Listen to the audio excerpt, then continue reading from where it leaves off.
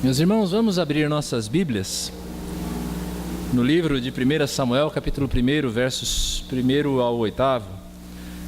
1 Samuel, capítulo 1, versos 1 ao 8. Essa é uma mensagem para casais, para os casais que nos assistem, para aqueles casados que estão aqui, para aqueles que ainda vão se casar. Recado importante de Deus para nós. Nosso casamento, os nossos casamentos podem ser melhores ainda do que eles são. Sempre. Podem acreditar nisso. E é a partir dessa história que nós veremos isso. 1 Samuel, capítulo 1, versos 1 a 8.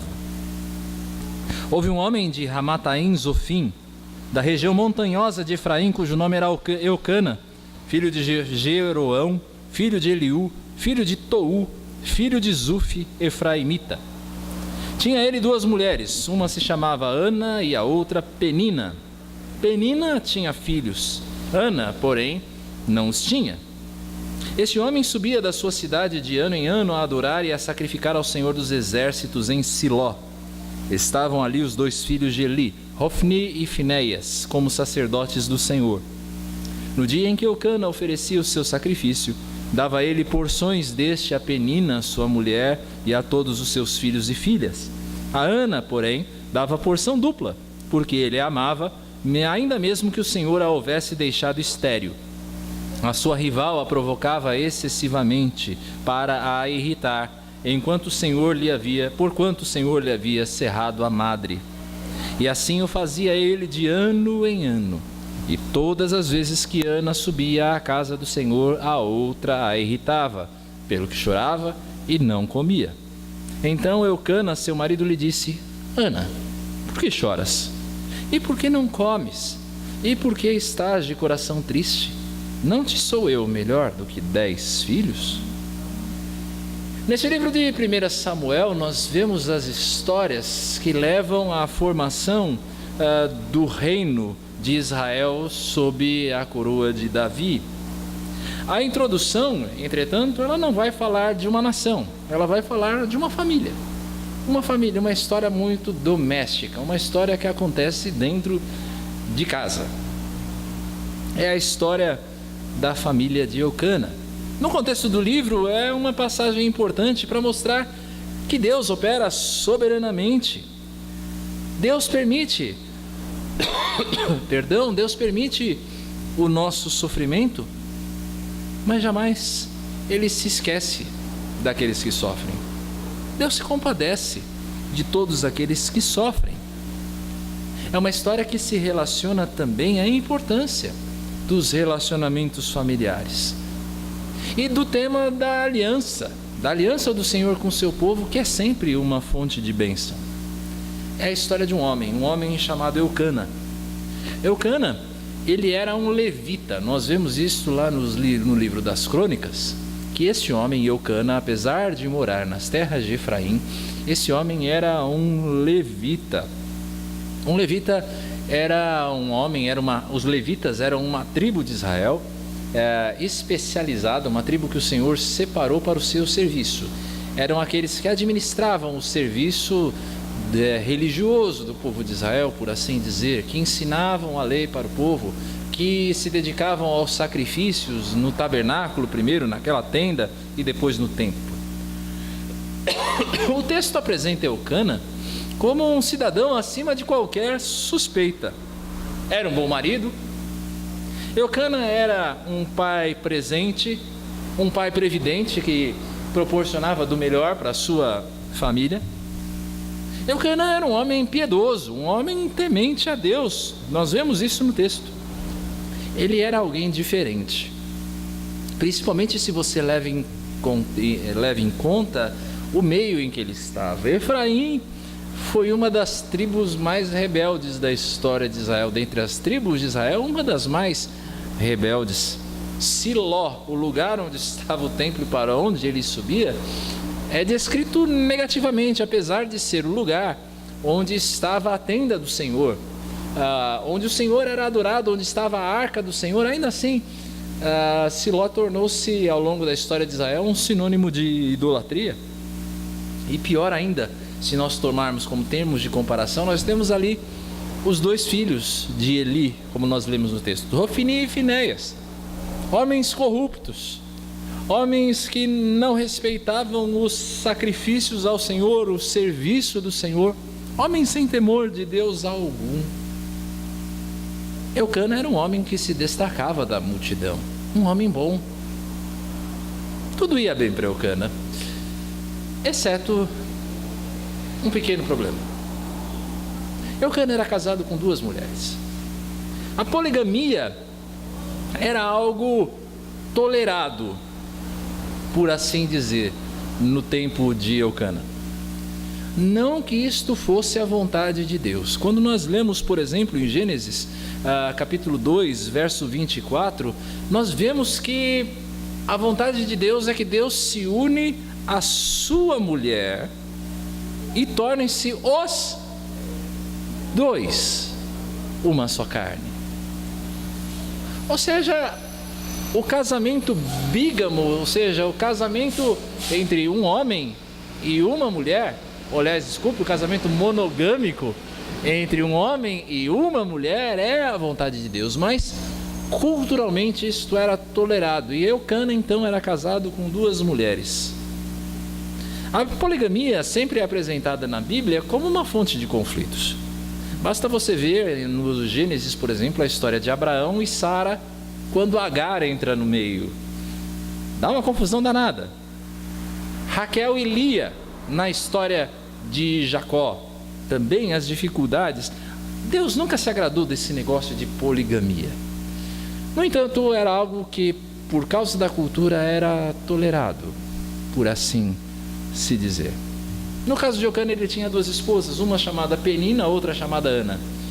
Ana era estéril. E algo que para nós é difícil de aceitar, não de entender, mas de aceitar. Ela era estéril pela vontade de Deus. Deus permitia, Deus decretava a esterilidade de Ana. Mas Deus fazia isso porque Ele sabia muito bem o que Ele faria com Ana, em proporcionar a ela filhos, e o mais importante deles, o Samuel, o profeta Samuel, o grande profeta Samuel, o último dos juízes.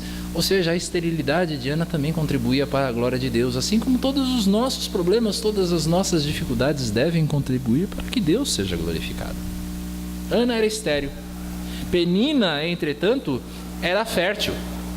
Ela tinha filhos e filhas, e por causa disso ela zombava da sua rival. O problema maior surgia quando elas subiam a Jerusalém para a Páscoa, provavelmente a festa aqui para a qual Eucana subia com a sua família para Jerusalém todos os anos, era a Páscoa. O problema aumentava, porque enquanto eles estavam na sua terra, segundo os costumes da época, Penina morava com os seus filhos em uma casa, em uma tenda, enquanto Ana morava com os seus filhos em outra casa. Elas estavam separadas, elas estavam distantes, mas imagine só, quando elas se juntavam e tinham que juntos caminhar em direção a Jerusalém. Você conhece essa situação? As festas de Natal de família, por exemplo, não é? A gente permanece distante o ano inteiro e nós nos amamos, mas quando nós nos juntamos, festa de Natal costuma ser um barril de pólvora, não é? De ressentimentos antigos, de problemas não resolvidos. E assim era com Ana e com Penina. A proximidade fazia isso. O ressentimento de Penina por se sentir preterida no amor por Eucana, ou a vergonha de Ana. Nós veremos isso daqui a pouco. Por que nós estamos falando desta família hoje? Porque nós também podemos viver bons relacionamentos. Nós podemos viver casamentos felizes. Nós podemos viver famílias abençoadas, assim como era a família de Eucana. Porém, costumeiramente há sempre um senão dentro das nossas casas. Eu sou feliz, mas 3 pontinhos. É claro, eu e você somos pecadores. A nossa vida é manchada pelo pecado. Ainda que redimidos pelo Senhor Jesus Cristo, o velho homem ainda tenta se levantar nos nossos casamentos também. Eu quero hoje mostrar a você que está aqui, que já casou, que não casou, a você que está em casa, que o seu casamento pode ser sempre melhor do que ele é. Quero mostrar a você hoje pequenos cuidados que podem colaborar para que o seu casamento seja sempre mais feliz e abençoado.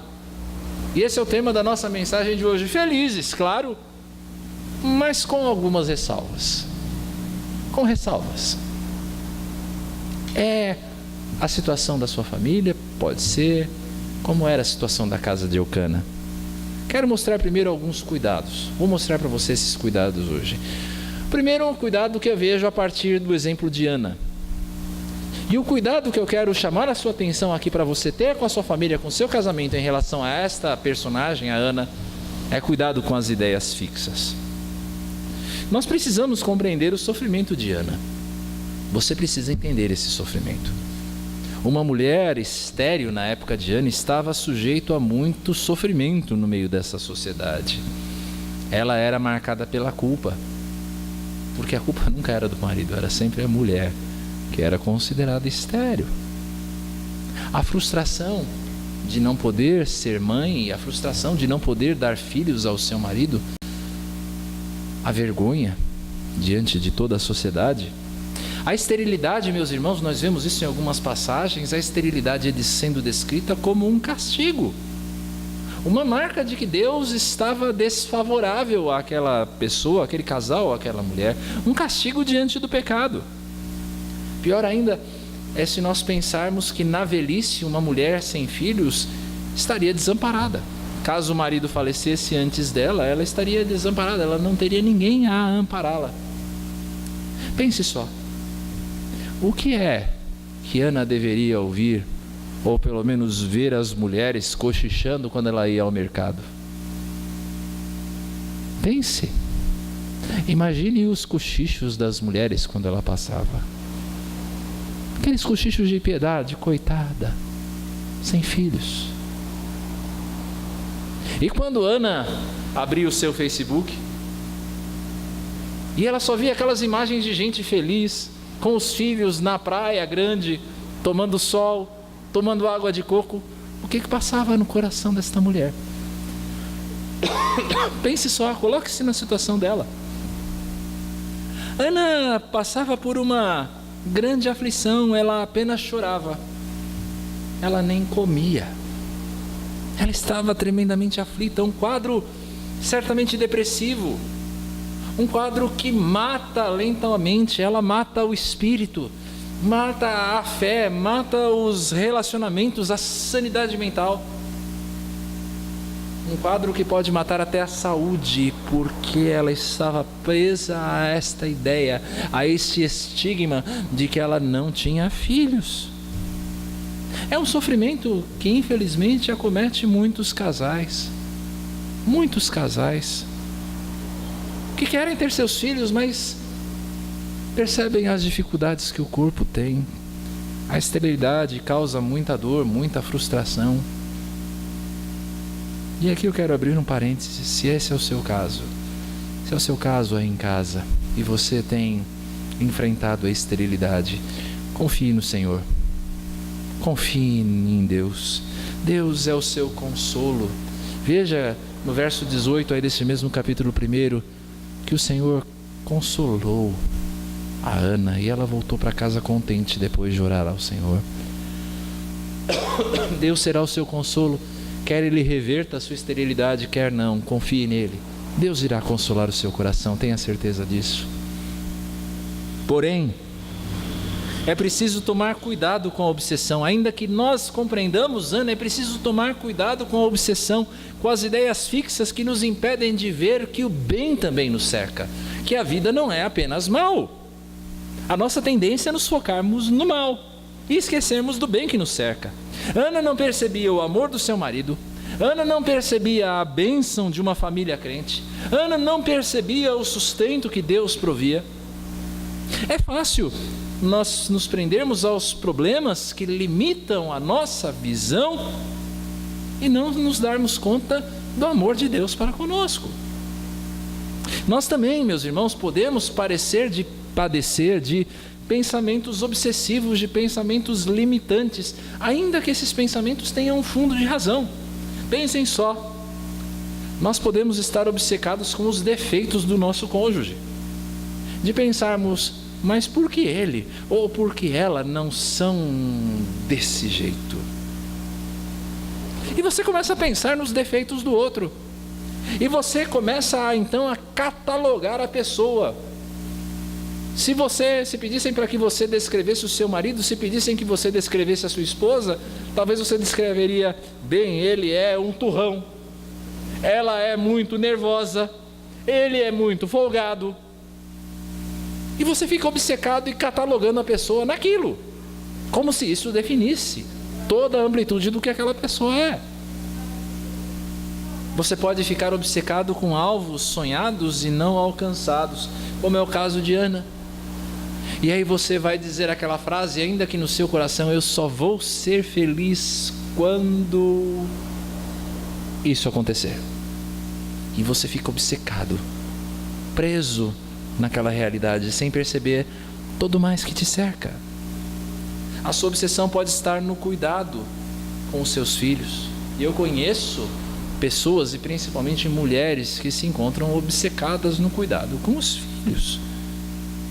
Meu irmão, minha irmã, lembre-se de uma coisa: o seu marido, a sua esposa é o seu companheiro até a morte. Os seus filhos vão continuar sendo seus filhos para sempre. No entanto, eles vão embora. Lembre-se, os seus filhos se vão.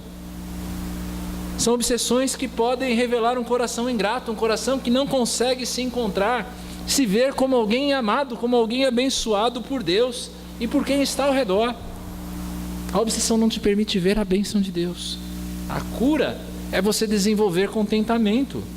É como Paulo fala lá em Filipenses capítulo 4: eu aprendi a viver contente, eu aprendi a viver satisfeito em toda circunstância, seja pobreza, seja riqueza, eu estou contente. Isso quebra a obsessão. É uma atitude positiva diante da vida, uma atitude firmada na fé no Senhor. É uma compreensão das limitações do outro, que faz com que você não viva num quadro de acusações constantes, porque você sabe que o outro é tão falho, é tão pecador quanto você mesmo. Não ande com o coração conturbado. Lembre-se do recado de Jesus para nós que cremos nele, lá em João 16:27, quando ele diz: porque o próprio Pai vos ama, visto que me tendes amado e tendes crido que eu vim da parte de Deus. O Pai ama você. Se você se sentir obcecado com uma ideia fixa, lembre-se, Deus ama você. Isso vai fazer com que você abra os olhos e veja o bem que existe na tua volta. Ana poderia ser bem mais feliz do que ela era, e assim também era Penina. Isso me leva ao segundo personagem desse texto, Penina. E em Penina eu quero dizer a você: cuidado com os ciúmes e a inveja. Cuidado com os ciúmes e a inveja. Nós costumamos sempre catalogar as pessoas, ou pelo menos os personagens da história, em duas categorias: ou eles são os mocinhos ou eles são os bandidos. Se você olhasse para essa história e olhasse para Penina, em que categoria você colocaria? Ela é o mocinho ou ela é o bandido da história? Eu acho que você tem a sua resposta, mas que tal você desenvolver um novo olhar? E se fosse você no lugar de Penina? Se fosse você no lugar dela? Se fosse você que estivesse competindo pelo amor de um marido que dava provas claras que ele preferia a outra? E se fosse você no lugar dela, garantindo para o seu marido aquilo que o povo prezava, ou seja, os filhos, mas sem reconhecimento? E se fosse você, aquela pessoa emocionalmente abandonada, porque não existe nenhuma menção do amor de Eucana por Penina? Nós vamos ver isso daqui a pouco. Se fosse você, nós precisamos compreender Penina. Penina é tão humana quanto eu ou você. Penina é tão humana quanto nós. A motivação de Penina para agir da maneira como agia eram os ciúmes, a inveja.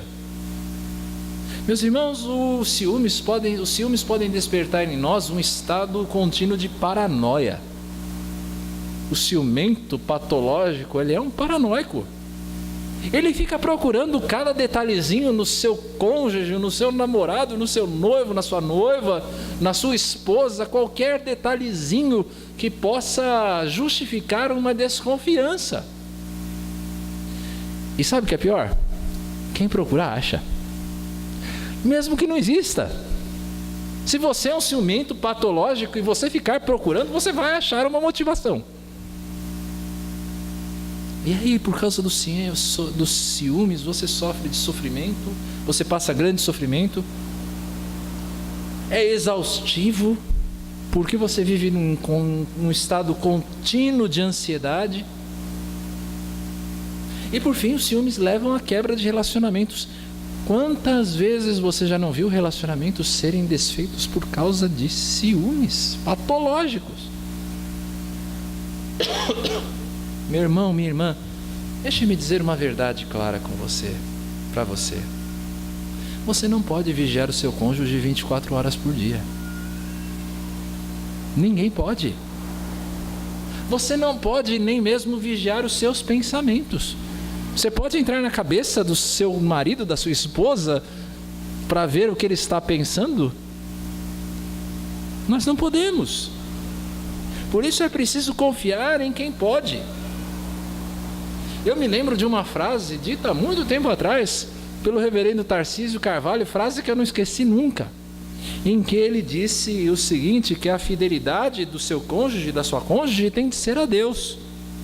Porque se o seu marido, a sua esposa, ele é fiel a Deus, então ele vai ser fiel a você também.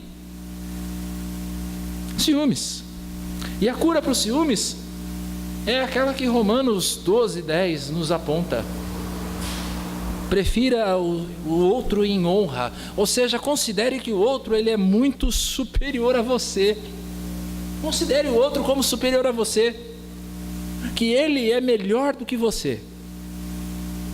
E aí você abandona a malícia. Você abandone a malícia de pensar maliciosamente. Irmão, confie que o Senhor vai trazer à tona, vai trazer à luz, nem que seja no último dia, tudo aquilo que está oculto. Aquilo que está escondido vai vir à tona. E você, que é marido, que é esposa do cônjuge ciumento, tem um recado para você também. Vigie-se. É o que 1 Tessalonicenses 5:22 nos diz. Fujam da aparência do mal. Não quer dizer que você esteja fazendo nada errado, mas fuja até mesmo da aparência daquilo que está errado. Cuidado com amizades com pessoas do sexo oposto. Podem ser amizades inocentes na sua cabeça, mas podem não ser amizades inocentes na cabeça do seu cônjuge. Tome cuidado. Ana podia ter inveja de Penina, mas Penina também invejava Ana no seu relacionamento com Eucana. Inveja do relacionamento de Ana e Eucana. Essa inveja também pode nos acometer. E eu já vi disso. De você sentir famílias de outras pessoas que nós julgamos perfeitas. Como eu gostaria que a minha família fosse igual à família de fulano de tal. Porque você pensa que aquela família é perfeita. Até que você chega perto e você começa a perceber que nada é perfeito. Às vezes nós sentimos inveja de modelos que a nossa cabeça estabelece. E aí é aquela história da família margarina, né? Você pensa que a família perfeita é aquela que acorda e toma café da manhã todo mundo junto, tocando ou Happy Day, e o cachorro vem trazendo a bolinha para o pai de família brincar. Não existe isso. Modelo perfeito de família não existe. Nós somos todos pecadores. Você pode ter inveja até mesmo do seu cônjuge, das suas conquistas profissionais, das suas conquistas pessoais, como se essas conquistas não fossem as suas. Inveja. E a inveja acaba gerando um espírito irado, um espírito impaciente, um espírito triste. Você começa, por causa da inveja, a se revoltar contra Deus e perguntar: por que não pode ser assim, desse jeito, Deus? Por que a minha família não pode ser uma família igual ao do outro? E a cura está na confiança, no descanso em Deus, em saber que Deus nos provê de todo o necessário. Eu não preciso ter inveja de ninguém, eu não preciso viver enciumado. Deus cuida de mim, Deus cuida da minha família. Se Deus é meu pastor, se Ele é o meu pastor, então nada me faltará. Ele vai cuidar da minha família. Eu não preciso invejar ninguém. Penina, cuidado com o ciúme, cuidado com a inveja. E por fim, o terceiro personagem dessa história, Eucana. E com Eucana eu tenho dois cuidados: cuidado com a insensibilidade e cuidado com o abandono emocional. Eu quero contar para você, que não tem tanta familiaridade com a Bíblia, a diferença da Bíblia a respeito de outros textos sagrados. Quando você lê outros textos sagrados, outros textos de outras religiões, os personagens são sempre heróis. Eles são sempre perfeitos. Não existe falha. E a Bíblia é diferente nisso. A Bíblia é um livro honesto. Ela nunca esconde os defeitos, ela nunca esconde as falhas dos seus heróis. A Bíblia sabe, ela mostra quem é o ser humano, ainda que o ser humano seja uma pessoa temente a Deus, ela erra, ela falha. Irmãos, é preciso admirar Eucana. Eucana era um homem com um testemunho invejável, mas ele tinha o seu calcanhar de Aquiles também. Primeiro, o seu problema com Penina. Ele tinha um problema com Penina, que era a questão do abandono emocional. Você olha para a história e você percebe que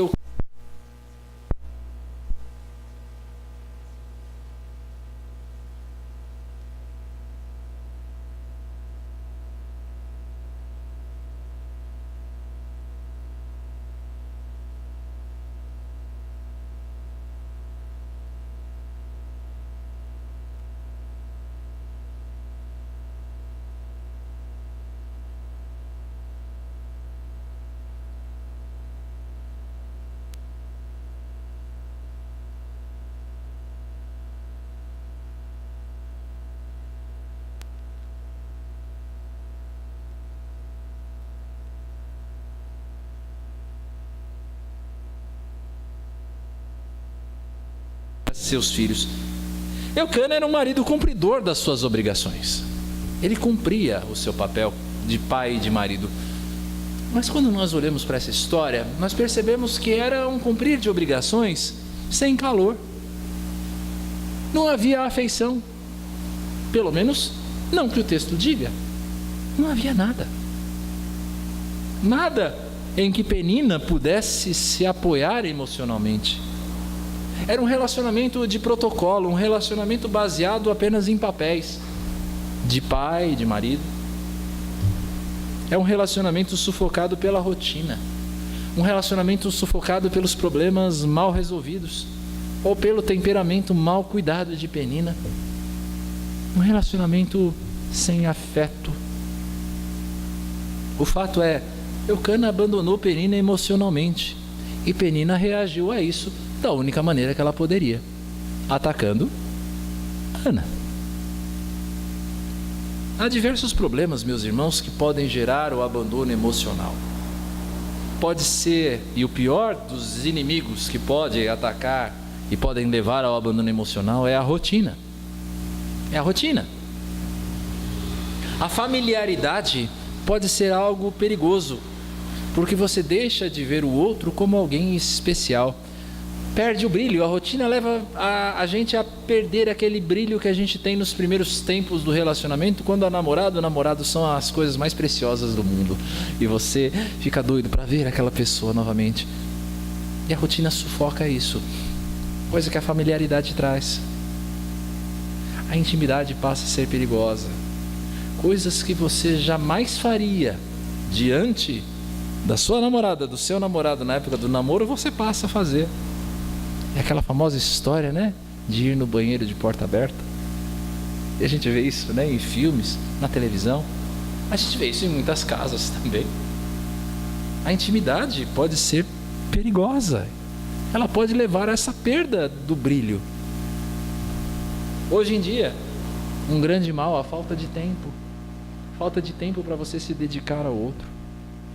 Nós trabalhamos muito e temos pouco tempo para nos sentarmos juntos numa mesa e conversarmos e perguntarmos como está indo a vida do outro.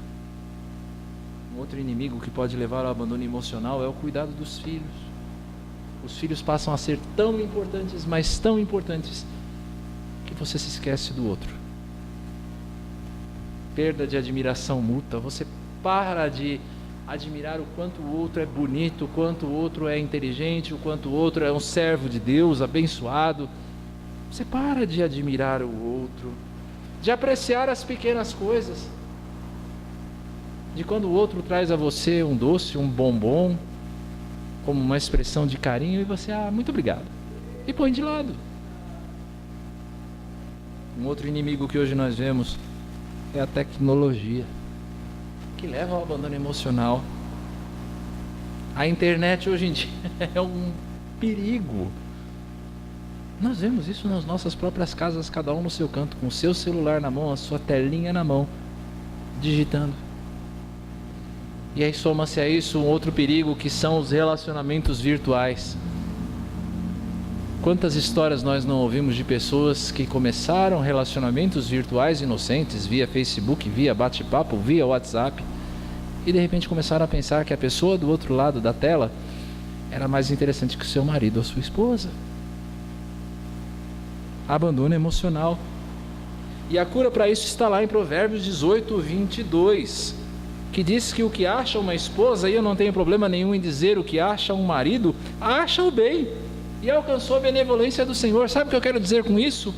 Você precisa se lembrar de que o outro é um presente de Deus, é uma dádiva de Deus para você. Pastor, mas meu marido é um largado, é um desleixado, meu marido deixa a toalha molhada em cima da cama, minha esposa não se cuida. Não importa, querido, ainda assim é um presente de Deus para você. Mateus 7,12. Tudo quanto, pois, quereis que os homens vos façam, assim fazei-o vós também a eles, porque esta é a lei e os profetas. Lembre-se que o outro é um indivíduo, é alguém que tem desejos, é alguém que tem necessidades, é alguém que tem sentimentos assim como você. Então, se você quer se sentir bem, você quer ser satisfeito nesse relacionamento, faça o mesmo pelo seu marido, pela sua esposa. Seu marido e sua esposa não são apenas um eletrodoméstico, uma peça de decoração da sua casa. De vez em quando manda os filhos para a sogra, chama o seu marido, chama a sua esposa para um jantar. Ou se você não tem dinheiro para levar para um jantar, nem que seja num Habib's, faz um arroz com feijão e ovo, coloca uma velinha em cima da mesa, aquela música gostosa tocando. Leva para um passeio, nem que seja o passeio da congregação.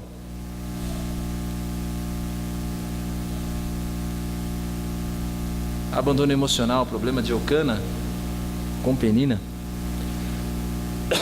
Mas ele tem um outro problema, agora dessa vez com Ana. E o problema de Eucana que é a insensibilidade. A insensibilidade com o sofrimento de Ana. Mas onde o Senhor está vendo isso, pastor? Veja o verso 8. Certamente, essa declaração de Eucana: por que você está triste? Por que você não come? Eu não sou melhor para você do que 10 filhos. Eu tenho certeza disso. Eucana falou com as melhores das intenções. É uma declaração cheia de amor desse homem por essa mulher.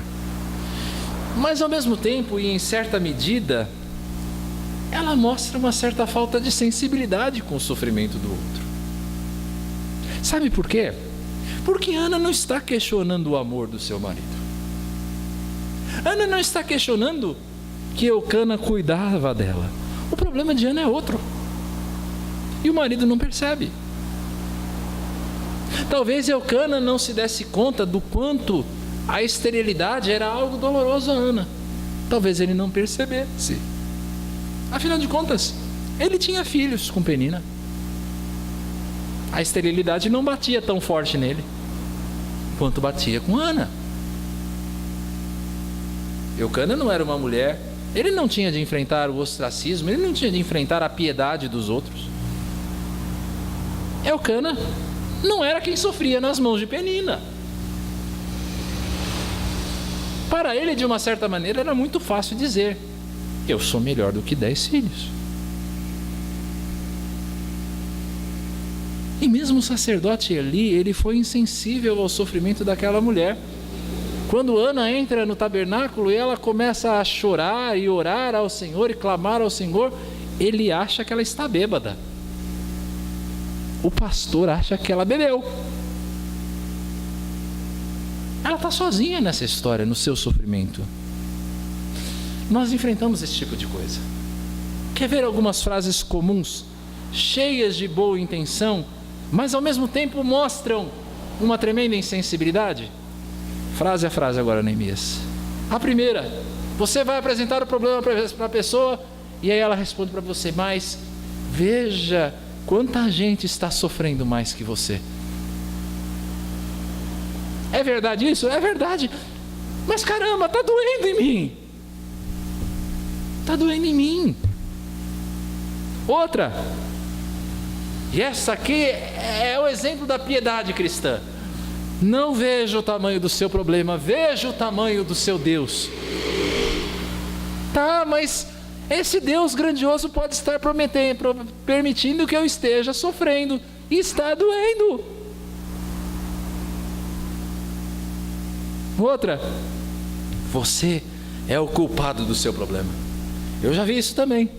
A pessoa tenta resolver o problema mostrando que a outra está errada, que você está sofrendo por causa de alguma coisa que você fez ou deveria ter feito.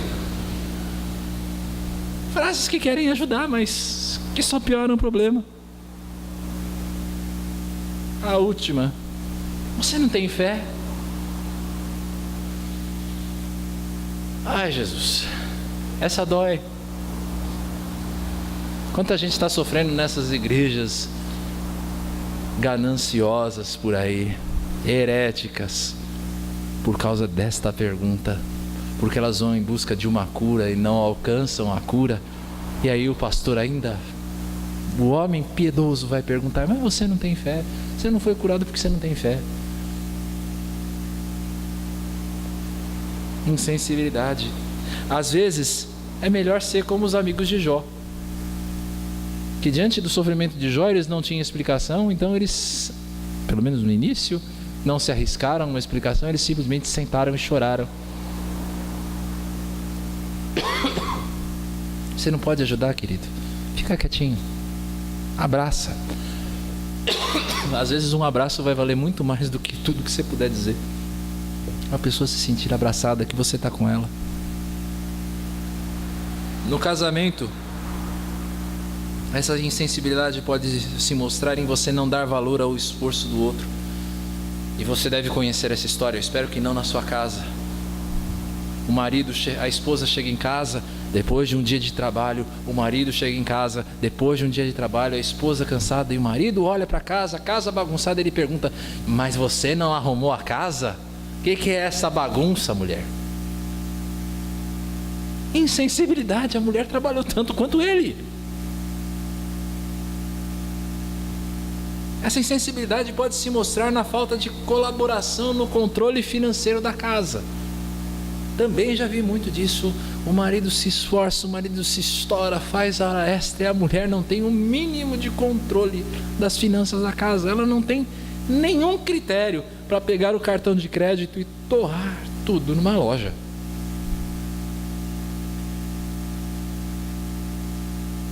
Essa insensibilidade pode se mostrar em reclamação, em murmuração, quando o outro já está cheio de problema na cabeça. Às vezes o camarada já está cheio de problema, cheio de dificuldade, a esposa está triste com isso, com aquilo, e ainda fica o outro na cabeça, falando. Dá um tempo. Maridos, tem alguns dias do mês que a sua mulher vai estar mais chata. Ok? Tenha paciência. Tenha um pouco de sensibilidade. A cura para essa insensibilidade é a empatia. Como 1 Pedro 3,8 diz: sede todos de igual ânimo, compadecidos, fraternalmente amigos, misericordiosos, humildes.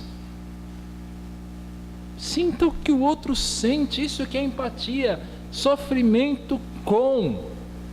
Literalmente é isso que é empatia, é você sofrer com o outro. É uma atitude de colocar-se no lugar do outro. Como os americanos dizem, colocar-se nos sapatos do outro. Coloque-se no lugar do outro, por um momento. Mas eu quero concluir. São pequenas atitudes, mas as mudanças são mudanças significativas. E mais do que tudo, nós temos que aprender com o exemplo de Jesus.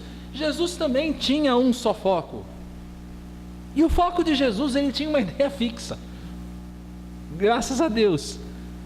Que era a glória de Deus. A glória do Pai. Jesus tinha um alvo, a cruz, para onde ele ia.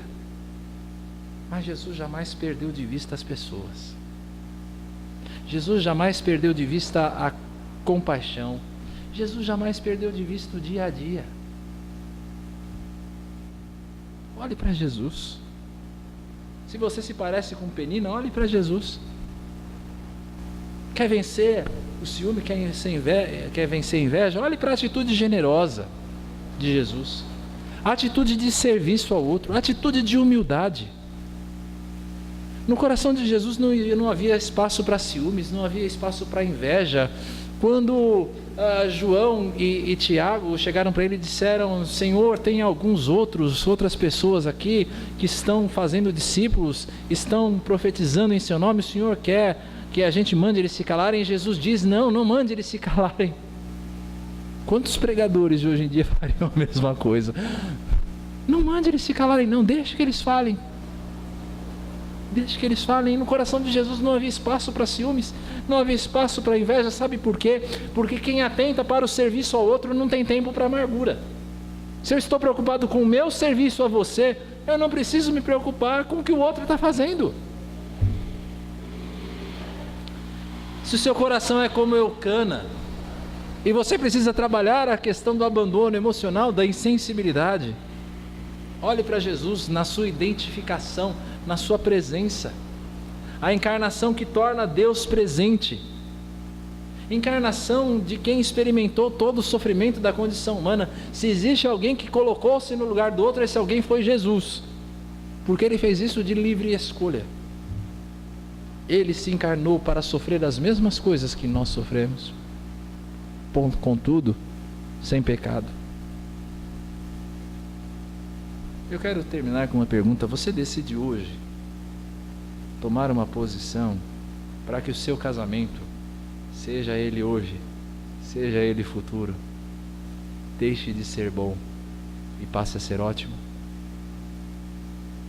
Quer tomar essa decisão? Você que está em casa, você que nos assiste, que aguentou o vídeo até agora, que assistiu até o final, quer tomar essa decisão? Muito bom. Muito bom. Mas você precisa saber que você é um pecador, que você é alguém limitado, que você não é suficiente para isso. Você precisa do auxílio de Deus. E eu quero convidar você a orar. Vamos orar? Pode deixar ligado, Neemias. Senhor, eu quero orar, ó Deus, por aqueles que estão aqui, os que são casados, ó Deus, e os que ainda serão. Ó Deus, que o Senhor os abençoe. Abençoe também aqueles que estão em casa e que assistiram esse vídeo até o final. Abençoe aqueles que porventura não tenham assistido também, ó Deus, mas pelo menos uma parte tenha servido a eles. Que os nossos casamentos, ó Deus, que são bons, pela tua glória, pela tua graça, pela tua misericórdia. São bons casamentos, bons relacionamentos, mas que eles passem a ser ótimos. Que nós sejamos cuidadosos, para que a chama do amor jamais se apague. Que sempre vejamos o outro em honra, e assim, ó Deus, possamos servir uns aos outros e nos parecermos todos mais parecidos com Jesus, teu Filho. Em nome de quem nós oramos, ó Pai, gratos por tudo. Amém.